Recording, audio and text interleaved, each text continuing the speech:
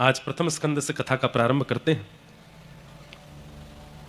जन्माद्यस्य यतोऽन्वयादितरतः चार्थे स्वविज्ञस्वराट् तेने ब्रह्म हृदय आदि कवये मुह्यन्ति यत्सूरयः तेजो वारिमृदां यथा विनिमयो यत्र त्रिशर्गो मृषा धाम्ना स्वेन सदा निरस्तकुहकं सत्यं परम धीमहि।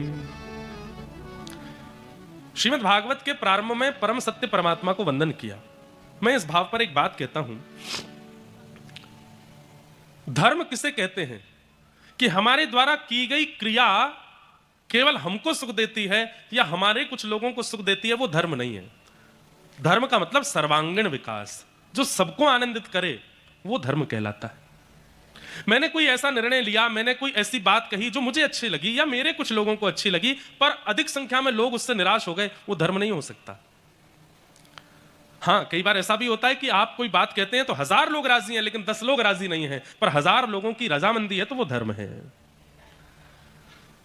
भागवत के प्रथम श्लोक में कृष्ण को वंदन नहीं किया। अगर कृष्ण वंदन करते तो शायद हो सकता है कि कई लोग उसमें प्रसन्न नहीं होते। राम वंदन करते तो भी उसमें कई लोग प्रसन्न नहीं होते। किसी अन्य देवी देवता को वंदन करते तो उसमें शायद कुछ लोगों के हृदय को ठेस पहुंचती, हमारे देवता का नाम नहीं लिया या हमारी देवी का नाम नहीं लिया। सबकी आस्था के केंद्र अलग हैं। तो वेदव्यास जी महाराज ने भागवत के प्रथम श्लोक में ऐसी वस्तु को वंदन किया जो सबको प्रिय है, इसीलिए भागवत पूजनीय है।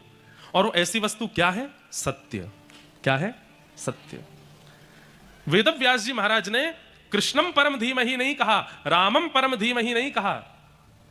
वेदव्यास जी महाराज कहते हैं, मैं भागवत के प्रथम श्लोक में परम सत्य को वंदन करता हूं। सत्यम परम धीमहि, परम सत्य को वंदन करता हूं। अब सत्य ऐसी वस्तु है जो सबको स्वीकार है। संसार में ऐसा कोई नहीं जो सत्य का आस्वादन ना करना चाहता हो। सबको सत्य प्रिय होता है। ऐसा तो कुछ है नहीं कि किसी व्यक्ति को असत्य में, अरे अत्याधिक असत्य बोलने वाला व्यक्ति जो सुबह से शाम तक केवल झूठ ही बोलता रहता है, उसकी भी जब सुनने की बारी आती है तो वो भी सत्य ही सुनना चाहता है। नमोस्तुते व्यास विशाल बुद्धे, इसलिए भागवत जी के रचयिता श्री वेदव्यास जी को प्रणाम किया गया। क्यों? क्योंकि उन्होंने भागवत के प्रारंभ में सत्य को वंदन किया है। अगर सत्य को वंदन किया है तो मैं ये बात भी खुलकर के इस मंच से कह दूं, भागवत सुनने का अधिकार केवल हिंदुओं को है ऐसा नहीं। श्रीमद् भागवत सुनने का अधिकार मुस्लिमों को भी है। भागवत सुनने का अधिकार क्रिश्चियनों को भी है, अन्य जाति मजहब के लोगों को भी है। क्यों? क्योंकि भागवत में कोई धर्म विशेष की बातें नहीं है।